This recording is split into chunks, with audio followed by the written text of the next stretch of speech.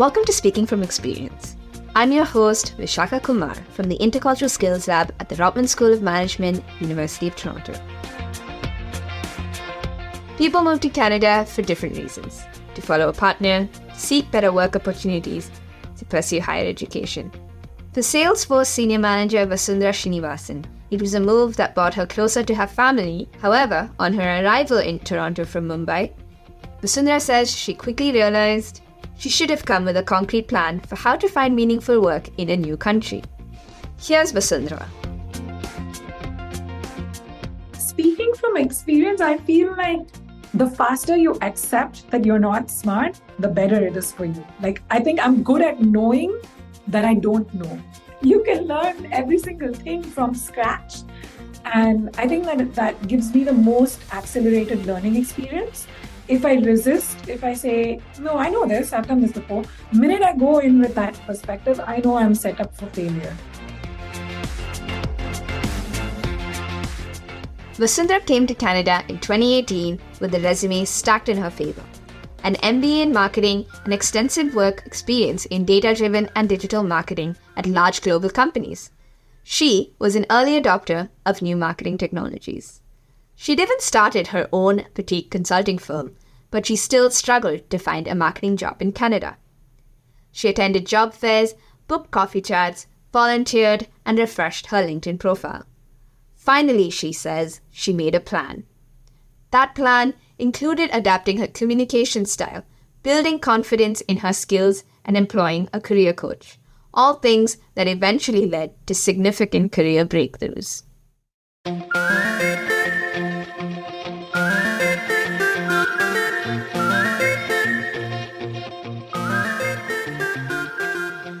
Hi, Vasundra. Thank you so much for joining me. I know it's been a bit of back and forth trying to organize our schedules, and I know how busy you are. And so once again, super, super glad that you were able to have this conversation with me today. So I'm going to go ahead and ask you to introduce yourself. Tell me what you do and how are things right now for you.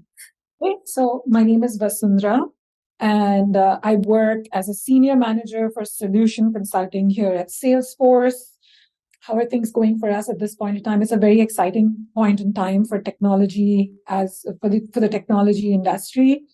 There's a lot of development and movement happening in the space of data platforms, as well as AI and AI platforms. That's the exact industry and the space that I work in consulting services related to data platforms and AI, machine learning, all of that good stuff. So it's a great time to be in this industry. That's what's happening. Wonderful. So maybe you can take us through that journey of how you got into this space. I think that I've always been a marketing professional. Throughout my life, pretty much I've done something or the other related to marketing, but my focus has been on data-driven marketing. And so data-driven marketing inevitably also gets grouped into digital marketing. And somewhere over, maybe a little bit more than a decade or so, marketing has become one of the most technical industries that you could be a part of. Now, I didn't know this starting out. I pretty much just thought I'm going to be connecting to customers, passing on messages to customers, personalizing their experience and things like that. Over a period of time, though, it's something that it's just evolved into a more technical industry. It's dominated now by data and by different types of platforms. And so that's how I kind of found myself in this space. In terms of Salesforce, I think I've been a part of the Salesforce ecosystem for now about 13 years. Most of it has been with consulting companies, one of which was my own consulting company, various other Salesforce partners, and then now, as we say, part of the mothership. Wonderful. You said that you had sort of entered the marketing profession assuming that it was going to be a certain way, and then you somehow found yourself in a space that is very different, a lot more technical. And was this sort of early on in your career? Like, when did you realize that, oh, okay, actually, where I'm headed is quite different to where I thought I had started? I think there's two data points that I need to share before I even unpack this. I graduated with a specialization in stats and data science, pretty much what's now called data science. At that point, it was called statistics and operations research. That's what I graduated in. And really, I saw that as something that is related to marketing strategy, related to tying, product, price, place, promotion, all of that. For me, data pretty much has brought it to life. That's where my education was. And then I did an MBA in marketing, which gave me a broader perspective on anything related to marketing strategy and customer strategy. And then from there on out, I really started working with a media planning and buying company, one of the world's largest media planning and buying companies called Group M. I think right from the beginning, I was very technically inclined. I didn't know that I was like that, but any new platform, any new technology that was being utilized, I started becoming an early adopter. And I really took a great amount of interest in platforms, as well as anything to do with technical marketing. So I think I would just absorb all of that information, and I would be one of the earliest adopters, and so much so that I could also train and enable people. So that's what took me into consulting, that whole training and enablement part of it, where I was able to passionately convey what kind of work that we're doing and how does it benefit a customer and things like that. That drew me into consulting. And then once I was with a consulting firm, at that point in time, I was working with Ernst & Young, which was a big four consulting firm. I got a lot of exposure into how scale really works. And then I really wanted to give all of that thought, all of that energy, and all of that attention to smaller and mid-sized customers. And at that point in time, marketing technology was going through something like a coming of age moment, like where everything was transforming. HubSpot was a thing, Marketing Cloud was a thing. So I was like, okay, I think I want to make a difference in this space, and I think I want to take all of this to a mid-sized business. And so I started my own consulting firm. And then once you are kind of like an independent consulting firm, or you are a principal consultant of a fledgling boutique consulting firm, sky's the limit. You want to experiment with everything. You want to kind of you want to quickly become the source for your customer. That customer can just come and ask you any question and you have the answer to that. When you say that you graduated and then you did a graduation in statistics and then an MBA, and was this all in one city, one place? My graduation was in Bombay, University of Mumbai, and then I did my MBA in SP Jain in Singapore. And it was actually like a multi-city program, so Singapore and Dubai. And then I started working in Singapore with my alma mater. And then I moved back to Bombay. So media industry, all of that work was in Bombay. And so now you have started this boutique marketing firm. And can you tell me a bit about how that went? What was that experience like? What did you learn? So the point in time when I started it, content marketing was kind of like really coming up. Suddenly, digital content was a big deal. I mean, not yet a big deal, but it was becoming a big deal. And what year was this exactly? Like 2011 is when 2011. Wow. Okay. I started as a content marketing company, very small, but my first client happened to be LinkedIn.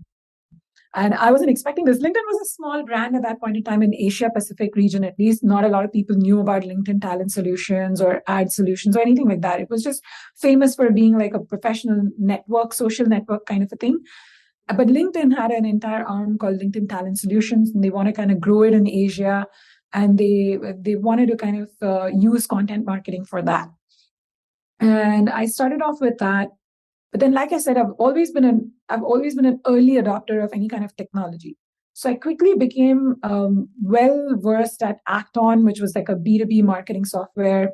I also kind of acquired talent in HubSpot, which was again like a MarTech, anything to do with MarTech. I was like, my hands were all into that. So, Google data platforms or anything to do with Adobe, Creative Cloud, AEM, you pick anything. I would just it's just a connection that I had with the tech. I understood the functional aspects of marketing So picking up on the technical aspects was very easy for me. So I started getting a lot of clients that would reach out to me saying, hey, can you implement Exact Target for us? Can you implement HubSpot or Acton or Pipedrive or anything like that? And then that's where I kind of started taking on these marketing technology implementation projects, which were not the glamorous part of it. Like I wasn't creating content assets, fancy videos, or infographics or anything like that. I was kind of working on the technical platform side of things, and there was a lot of traction and a lot of demand on that piece. So that's how I grew my consulting practice as well. Exact Target at that point in time, I think 2012 or something, got acquired by Salesforce. And then I started getting a lot of demand for Salesforce. Like, a client would hear that she has implemented Salesforce. I was probably just implementing the marketing technology side of things. But then I would get pulled into projects that were related to Sales Cloud or Service Cloud or anything like that as well.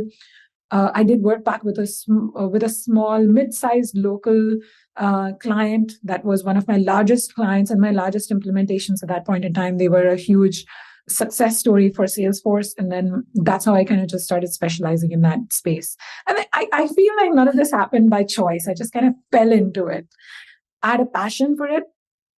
And my skills matched that passion, and that I just kind of fell into place that way. I didn't find myself in this industry by the regular path where you are an engineer and then you join a software company. That was not the path for me.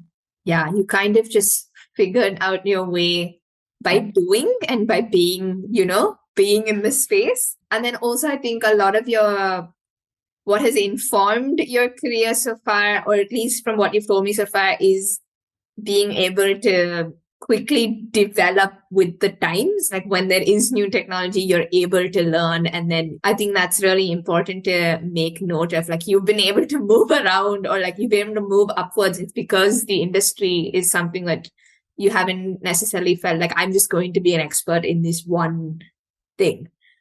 You've had all this success. You found that like magic ikigai model of like being able to combine all of your interests, your skills, your passions, and then also what you want to put out in the world.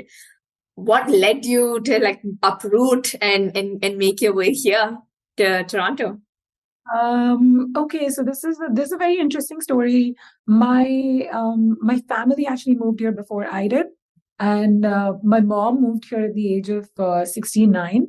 And I really thought that she's never going to like Canada. It's so cold. We are from a tropical country. She's never going to like it. So I just waited for her for 2 years. I said, let's give you like a couple of winters in Canada, and then let's see if you still like it. If you think that I'm a dynamic person, my mom is like 10 times more dynamic than I am. So she fell in love with Canada. She said she really likes it here. She's also like a French professor and whatnot. So she said, second language is French. I love this country. I'm like, okay, I didn't expect that. And she started sending me these videos of her playing in the snow. And I was feeling so scared because I was out there in Bombay. I've never seen snow in my life. So I said, okay, now I need to make an effort. So I wound down my work, and then, kind of just staff augmented with my client, and just moved here with no plan. I had no plan when I moved to Toronto. I didn't even know like what to say, because by then I had almost like about 7.5 years of, on paper, I was just an entrepreneur. Like I was just a sole proprietor of a consulting firm. I didn't have any work experience. Like I thought that I don't have any work experience, Yeah. I can't go around saying that I'm a founder of a company or something like that. No one's going to give me a job. For me, it was kind of like a welcome break, because it was really difficult for me to do, to run that practice on my own.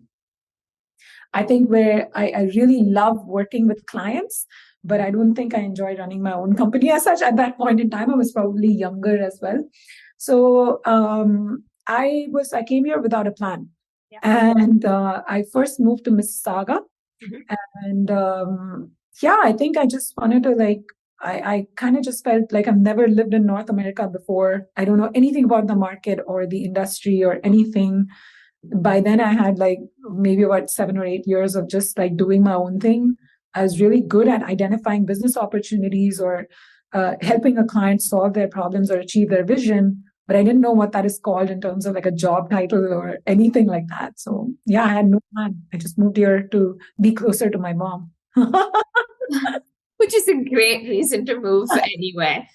So Tommy, so like you came here with no plan. Like, did you have an expectation? Did you have a bit of like a timeline? Like, maybe we'll talk about it in terms of your confidence. Like, did you, okay, I don't really have a plan, but things will work out. Like, what was the attitude you were bringing? No. And I had zero confidence because I was so scared to even tell someone. I thought, how do you get a job? Because if I were to employ people, and I'd employed several people by then, if I were to, if an employee were to come and tell me that, oh, I used to run my own company and like, I'm here now, I would not hire you. Yeah, I don't think I had any expectations. I had zero expectations. I didn't even know what to expect, to be honest. But I did think that I'll look for a job and I'll try to get a job and, or I'll probably study something or I don't know what I'll do. I had no fixed plan as such. No. So how long had you been here when you were you moved to Mississauga? And so like how many weeks or months did it kind of take you to kind of settle in and figure out?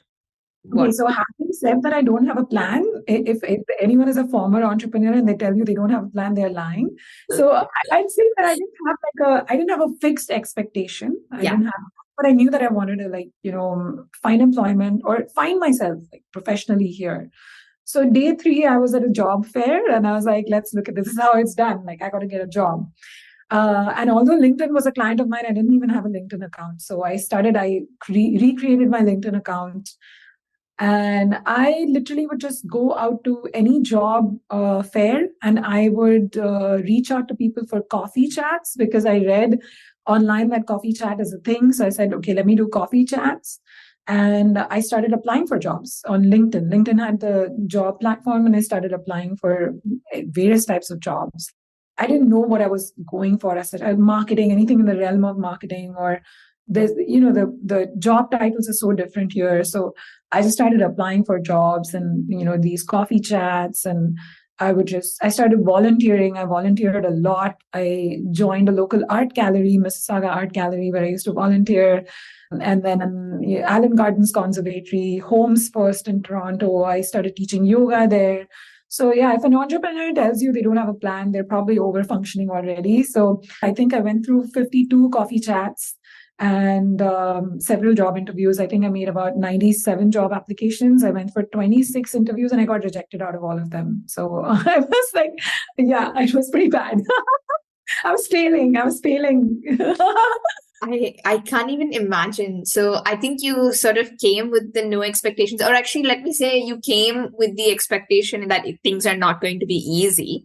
And then things clearly weren't easy. And then when did it occur to you that maybe, I have to do something different? Or was there an interview or a job when did the curve start? Okay, so my first job it was a part-time job with a company called Mosaic, and they were looking to hire for Google Retail. So my first job was really just a part-time job working at Best Buy for Google. And I was like, hey, okay, right company, but maybe slightly different kind of job. But it was fun. It was amazing because I got to learn so much from the youth. I think I'm blessed with younger looking genes. So nobody could guess my age. Everyone thought I'd just graduated from college and I made it up. I made up a backstory that I was from McGill and I've just graduated or whatever. And I would just have fun. I learned all of the slang. I learned how Gen Z folks, how they think, how they work. And in my mind, I would just think someday I'll employ this generation. So it's good for me to understand what their work ethic is. So that's the way I would just approach it. The art gallery also offered me a part-time job. So I took that up as well. And then I also got through a job at a distribution company, at a technology distribution company. So these 3 jobs, I was kind of working those 3 jobs at the same time. And I continued my volunteer gigs as well. I was high functioning. Obviously, if you're an entrepreneur, you're high functioning. Yeah. So these 3 items were not enough for me. So I also enrolled in a course, which was like a data science program with a institute here called Brain Station. And I was doing a bunch of these things. I kind of understood that, okay, I need to build something like a profile out here. That at that point, I was trying to just build my profile, and a lot of people, out of the 26 jobs that I got rejected from, one of which was incidentally a Salesforce job where the feedback that I got was that I'm not a good fit. So I learned very quickly that I didn't have Canadian experience. So I was like, okay, I'm going to build Canadian. What's the fastest way I can build Canadian experience? If I have 3 or 4 jobs, I can build it in a faster. That's the way I thought. Not the correct thought process, but I think I was muscling my way through it. Sort of, I was like, okay, let me just do everything that I can do, so I'll get Canadian experience. Wow, that's definitely an interesting way to think of it, because I feel like a lot of people come wanting to do the one thing that they were doing all along, and that was the only way that they were going to attempt to get any Canadian experience, or at least that's the mindset that they come with. And here you are, you're working in like an art gallery, with yoga and like so many different fields. And like just when you said that, okay, I'm going to learn about these kids because I'm going to be employing them one day. And like, I can already see like, that's how far you sort of are thinking, which is so incredible. And yeah, it's clearly someone who has sort of like vision. Yeah, so now you've got all these like pieces of Canadian experience. What did that lead to? I think there was a program at that point in time. So Business Edge definitely comes up. It's had a huge impact in my career. So at that point in time, I did look at the Business Edge program because I think someone from my alumni network had done the Business Edge program, and I saw it on their LinkedIn profile, and I said, you know what, this looks interesting. This looks like something exactly for me. I think the ad said something like internationally skilled immigrants that are underemployed. So I was like, it sounds like it's written for me. So I kind of applied for it, but just when I applied for it, I was gonna go through a promotion at my workplace. So I said, do I really need it? Like, I'm getting promoted. Do I really need this? Then I had a lovely conversation with Valerie, who was in charge of the program. She said, give it a try. I think you will get something from this. And she showed me all the stats and everything. I never believed her. I was like, yeah, for sure. Because by then, 52 coffee chats, 97 job applications, 26 job interviews. I was like, nah, I think this is the best I'm going to get. I don't think I'm going to get anything better than this. I think that the Business Edge program, within a few months of the Business Edge program, I understood like exactly where I was going wrong and what was wrong. Like I actually got it. Quickly I got, I kind of applied to a job that was the right fit. I didn't know what I was doing, how to represent that in Canadian or North American terminology. I just didn't know it. I had no idea. I think I owe a lot to the Business Edge program and the staff, like pretty much the Rotman School of Management staff, for I really needed that help. And like I was like prime for that. So it had an amazing effect on my career for sure. You said that they were telling you what was going wrong. Do you remember kind of on the top of your head, like one of the biggest sort of things that was actually stopping you from advancing in Canada? Yeah, I think that it's a combination of factors. It's never one thing. Mm-hmm. And one thing that I loved about the program was that it was never preachy. No one ever told me this is what you're doing wrong. But first session, and I knew, I was like, it was like a reflection. I was like, oh my gosh, I know exactly where I've been going wrong. And I think more than anything, the program gave me a space to kind of just be myself. I was so afraid to be myself. I was just so afraid to tell someone that, yeah, I've owned and operated my own profitable consulting practice successfully on paper for like, more than 7 years, off the books. If you count the time that I even started ramping up, around 9 years. So a good amount and it was a very successful operation. I did well.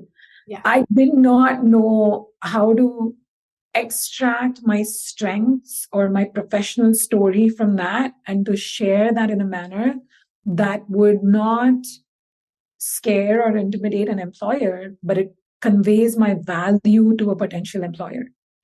I think the program just gave me the right tools and the forum to even just be myself. Because I remember when I first spoke to Valerie, I said, Barry, I don't even talk at my workplace. I don't even open my mouth.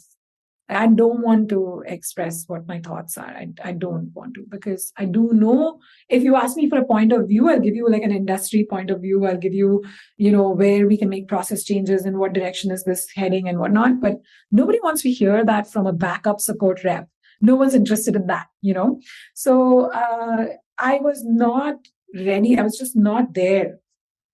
I was just excited that someone noticed that I was really good with marketing technology platforms and I had an opportunity to do what I was doing. But I was not ready to be myself at all. So I think that was a big, just sometimes when you get to interact with people just as yourself, your authentic self, it makes a big difference. Yeah. And then, career coaching, how to represent my profile, what's my elevator pitch, what is intercultural skill sets, like how do you can't just assume like Canadian, there's nothing like Canadian like that. So it was just great for me to like go through that exposure, so it's a combination of things. The thing that you said about like not even wanting to talk or, expressing yourself, I'm guessing like in your previous, like back in Bombay, you were meeting with clients and you were probably being paid to give your opinion. So like, were you comfortable doing this before, or was it like only once you came here that you felt like you got a lot more sort of quiet and not as outspoken, or was this just a personality thing that you've had to navigate? Personally, I think I've always been shy socially, but professionally, I'm extremely confident because I know what I'm doing. I know what I'm talking. Most of the time, I know what I'm doing. Yeah. Most of the time, I know what I'm talking about. And more than anything else, I genuinely, deeply care about my clients. Deeply. So I'm committed. If I know this is what their goal is, I'm committed to help them succeed with whatever I can do. Like I know that I will do it. I will know I will show up. So I think that gave me confidence. My work ethic has always given me confidence. With my clients, yes, if I would just spend about 10-15 minutes with them, they would know exactly who they're working with and what they're getting in return for what they're signing up for. So yeah, I think I built that confidence. But when I moved here, also the kind of roles, you go from being a founder of a company, a decision maker who is, kind of help partnering with clients, working at a different level. When you move here and you are maybe about 10 or 15 levels lower, you're starting off, you want to play the part. You don't want to, come off as, oh, I know this, I know that. I don't know anything. Let me be like, if I'm starting off, let me start off. Like, so that was part of it, was just me playing the part of what I'm expected to do. And a lot of it was just me just trying to be like a gentle giant. Like, okay, I know that if I want to run this operation, I can do it. I don't want to do it though. Let me just be in my corner. Like, let me not break something. Like, let me not say something. Like, I don't want to say anything. So yeah, I think I learned to suppress my personality a lot more after moving here. Yeah. And I guess like through the Business Edge program, you then realized like, oh, maybe I don't need to do that. I think I was just scared, like more than anything else. Like, I don't want to come across as too arrogant or something like that. Like, yeah. There's no nice, humble way of saying that, oh, I used to run my own company. There's no way to say that. Yeah. But you have to say it confidently, like it's proof you're not lying. And I think some of it is also like cultural also, because I also come from India, and then I know how that can come off and how that can be received in certain situations. So there was probably some unlearning that you had to do. Yeah. And so now I'm curious. So like post self-reflection exercise that you did, and then you sort of like started noticing what you could be doing differently to sort of get back to where you were before. I'm curious to know what that experience was like and what followed. I think once I understood that, okay, it need not be like this. And, career coach also played such a huge role. Oh my God, Michael Copeland, most patient person on earth. Like really, I would just be like, I don't even know, because for a good amount of my adult professional life, I've never had to think about what my title is going to be. Never. If you're working as a business, as an entrepreneur, you can call me janitor also. I don't care. Like, I want to just connect with my client, do my work, like that kind of stuff. Never thought about my title or anything like that. So here I used to just tell him that I don't relate to any of the jobs. Like, I don't know what these jobs are. Like, I don't think there's a job for me. So he was extremely patient. He really helped me, shape my vision around what is it that I want to do? What do I like doing? Once I was able to see that, things started moving really fast for me. I may be a slow learner, but once I get it. Like, I truly get it. So after that, things started really accelerating for me, and I was able to quickly join the dots and kind of move forward. So beyond that point, I'm not gone back to it yet. I don't suppress myself in any way. I'm happy. I'm like just myself. Like, I only work with people and with situations where I can be completely myself.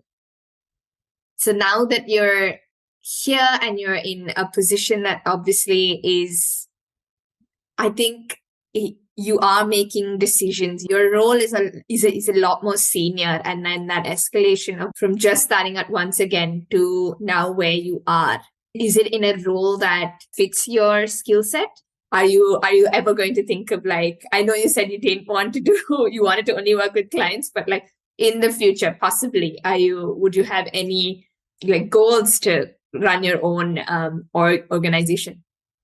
I have a point of view now on this whole thing, especially for the current stage that we are at as a civilization, pretty much like working with AI and the way it's transforming our lives.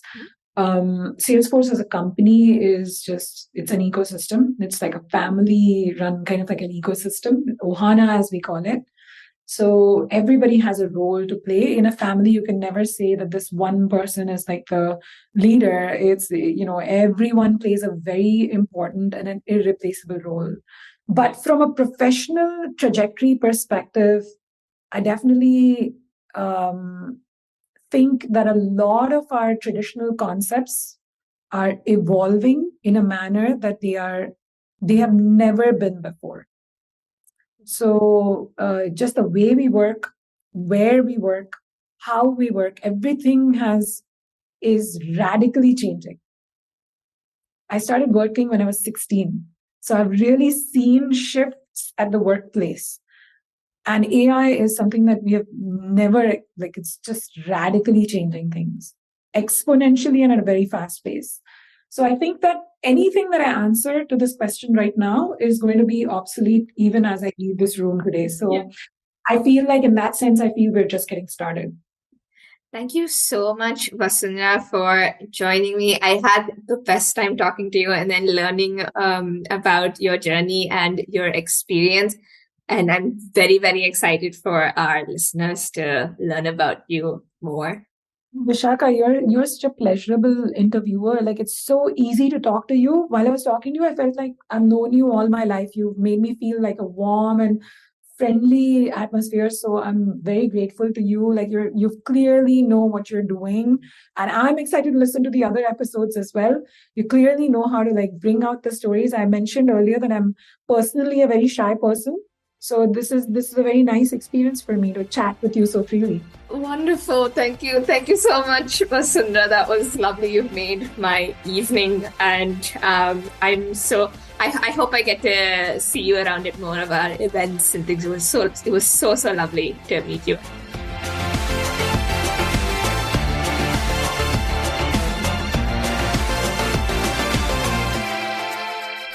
Thank you for listening to Speaking from Experience. I'm Vishaka Kumar from the Rotman School of Management's Intercultural Skills Lab. For more information about our programs, please click the link in the show notes or follow us on LinkedIn. That's where we post all of our updates. Thank you to Vasundra for sharing so authentically about the behind-the-scenes struggles she faced reigniting her career in Canada.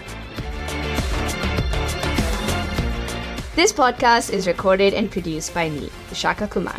Avery Moore Kloss is our podcast editor. Speaking from Experience is supported by the Rotman Intercultural Skills Lab at the University of Toronto, which promotes a deeper understanding of intercultural competencies for professionals. Thank you for listening.